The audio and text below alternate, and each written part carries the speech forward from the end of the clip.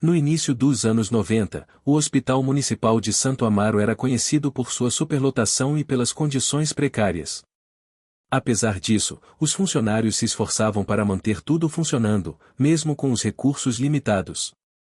Mas havia algo naquele hospital que ninguém conseguia ignorar: o quarto 314. Era um quarto simples, como qualquer outro, com uma cama, uma cadeira para acompanhantes e um monitor cardíaco. Mas quem trabalhava lá sabia que aquele quarto carregava uma fama sombria. Médicos e enfermeiros evitavam falar abertamente sobre isso, mas todos sabiam que pacientes que entravam no 314 raramente saíam vivos. O mais estranho? Muitos deles não estavam gravemente doentes. Os boatos começaram a se espalhar entre os funcionários e, depois de um tempo, chegaram aos pacientes. O que inicialmente parecia superstição começou a se tornar mais difícil de ignorar. Pacientes internados lá relatavam experiências assustadoras, barulhos que não tinham origem, passos no corredor quando todos os outros estavam dormindo e uma sensação constante de que não estavam sozinhos. Dona Lúcia era uma enfermeira que trabalhava no hospital há quase 20 anos. Ela era conhecida por sua dedicação e por ser cética em relação a histórias de fantasmas. Quando alguém reclamava do quarto 314, ela dizia que era coisa da cabeça ou puro nervosismo. Certa noite, durante o plantão, Lúcia foi chamada ao 314 por Júlio, um enfermeiro mais jovem. Ele estava apavorado, a voz trêmula no rádio. O paciente internado ali, um senhor de 75 anos que se recuperava de uma cirurgia de apêndice, havia começado a agir de forma estranha. Quando Lúcia chegou, encontrou Júlio parado na porta, pálido e suando. "O que foi, Júlio?" perguntou ela, tentando esconder a irritação. "Você precisa ver com seus próprios olhos", respondeu ele.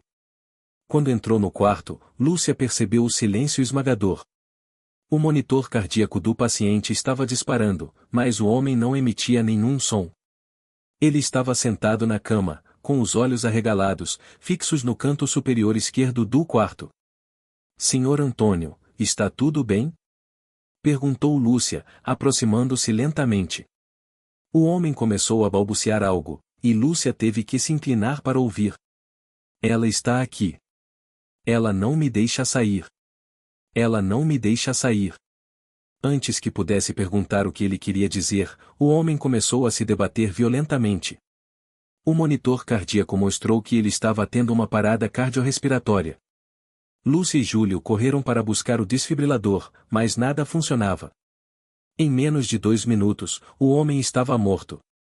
O mais perturbador foi o que aconteceu em seguida. Enquanto preparavam o corpo para ser levado a necrotério, Lúcia notou algo no rosto do paciente. A expressão dele estava congelada em puro terror, os olhos ainda arregalados e a boca aberta, como se ele tivesse visto algo horrível no momento de sua morte. Após o incidente, Júlio se recusou a trabalhar no turno da noite e pediu transferência para outro setor. Lúcia, por sua vez, começou a investigar a história do quarto 314. Em suas pausas, conversava com os funcionários mais antigos e começou a montar um quadro perturbador. Anos antes, o quarto havia sido usado como uma espécie de cela improvisada para pacientes psiquiátricos em crise. Um desses pacientes era uma mulher chamada Marta, de 33 anos, que sofria de esquizofrenia grave. Ela foi colocada no 314 após um surto violento, durante o qual atacou 2 enfermeiros. No entanto, a equipe, sobrecarregada, a deixou sozinha e trancada lá por horas. Quando voltaram para verificá-la, encontraram Marta morta. Ela havia usado o lençol da cama para tirar a própria vida. Desde então, começaram os relatos de eventos estranhos. Médicos e enfermeiros que passavam pelo corredor à noite juravam ouvir choros e gritos vindos do quarto, mesmo quando estava vazio. Lúcia também descobriu que, nos últimos 10 anos, mais de 15 pacientes haviam morrido inexplicavelmente no 314. Não eram mortes comuns, eram paradas cardíacas súbitas ou insuficiências respiratórias que ninguém conseguia justificar. Os relatos dos sobreviventes antes de morrer eram semelhantes em sussurros, sombras nos cantos e a sensação de que algo os observava. Depois da morte do Sr. Antônio, os boatos se tornaram insuportáveis para a administração. Médicos ameaçavam pedir demissão, e enfermeiros se recusavam a entrar no quarto. A diretoria decidiu lacrar o 314. Colocaram cadeados na porta e transformaram o espaço em um depósito de equipamentos quebrados. Mas o 314 nunca ficou realmente em paz. Durante as noites mais silenciosas, seguranças juram ouvir barulhos vindos de dentro, batidas na porta, gemidos abafados, e em algumas ocasiões, uma risada baixa que ecoa pelos corredores. Um dos seguranças, que abandonou o emprego meses depois, jurou que viu uma mulher de cabelos desgrenhados parada em frente à porta do 314. Quando ele piscou, ela desapareceu.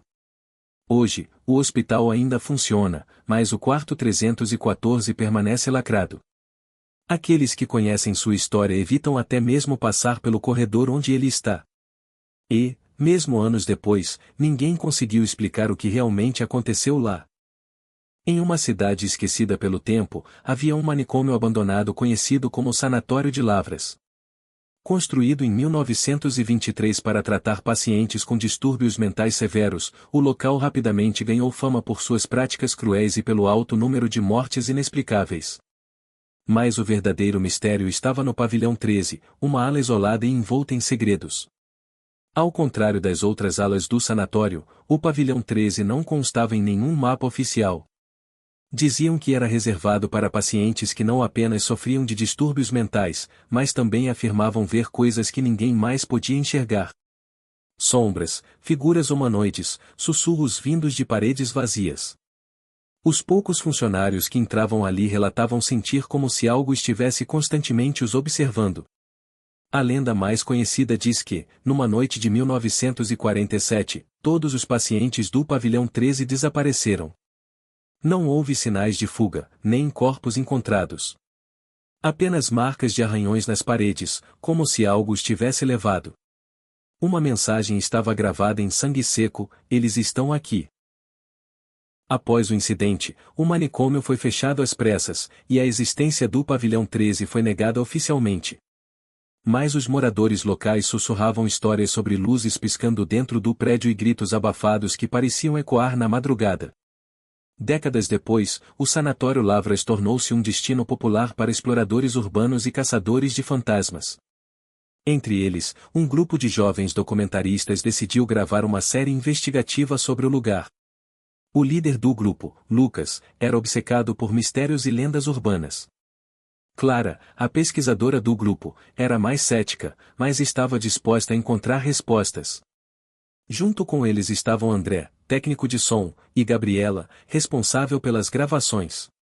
Quando chegaram ao sanatório, o prédio parecia respirar desolação. O portão enferrujado rangeu ao ser aberto, e o ar cheirava a mofo e decadência. O grupo caminhou pelos corredores poeirentos, iluminados apenas por suas lanternas. As paredes estavam cobertas por grafites de exploradores anteriores, mas havia também marcas antigas, como símbolos estranhos esculpidos na pedra. Aquilo não parece recente, comentou Clara, apontando para um símbolo que parecia uma espiral dentro de um círculo. É por isso que estamos aqui. Esse lugar é lendário, respondeu Lucas, apontando sua câmera para uma porta enferrujada com o número 13 pintado em vermelho desbotado. Clara hesitou. Talvez devêssemos parar por aqui. Algo nesse lugar parece errado. Ignorando o aviso, Lucas empurrou a porta. Dentro do pavilhão 13, o ar estava diferente, denso, quase palpável. As celas estavam cheias de objetos abandonados, camas de contenção, diários mofados, brinquedos quebrados. Mas havia algo mais perturbador. Em uma das celas, Clara encontrou um diário preso entre as tábuas do piso. As páginas estavam preenchidas com desenhos grotescos de figuras humanoides sem rosto, com braços anormalmente longos, pairando sobre camas. Uma frase se repetia obsessivamente: eles vêm na escuridão. Enquanto Clara lia, um som baixo começou a ecoar e um sussurro que parecia vir de todos os lados. Você ouviu isso? Perguntou Gabriela, apertando a câmera contra o peito. As vozes se intensificaram, misturadas com o som de passos. As lanternas começaram a piscar, e uma sombra atravessou o corredor.